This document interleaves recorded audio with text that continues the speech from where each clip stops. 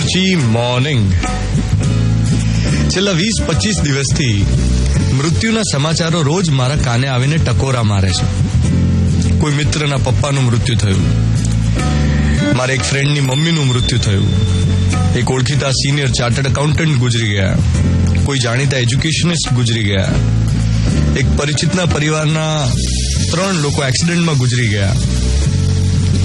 એટલે આમ તમારી રૂટીનમાં લાઈફ જે દોડ્યા કરતી હોય ને, રૂટીનમાં દોડવાની સ્પીડે લાઈફ ચાલ્યા કરતી હોય ને અચાનક જ આમ મૃત્યુની ખબર આવે, એક રિમાઇન્ડર બનીને આવે કે કશું પરમનન્ટ નથી.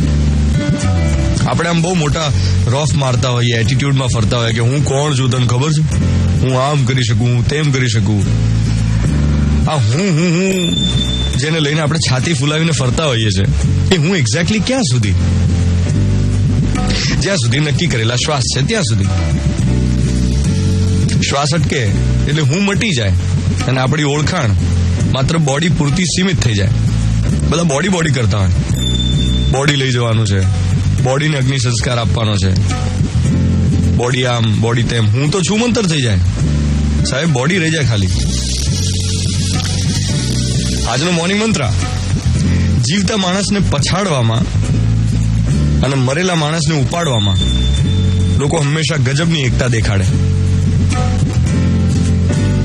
જીવતા માણસને પછાડવામાં અને મરેલા માણસને ઉપાડવામાં લોકો હંમેશા ગજબની એકતા દેખાડે. એકચ્યુઅલી જીવતા માણસના વિકાસમાં એકતા દેખાડે એ ખરો માણસ. 7:15 થઈ રહ્યા છે. મિર્ચી 98.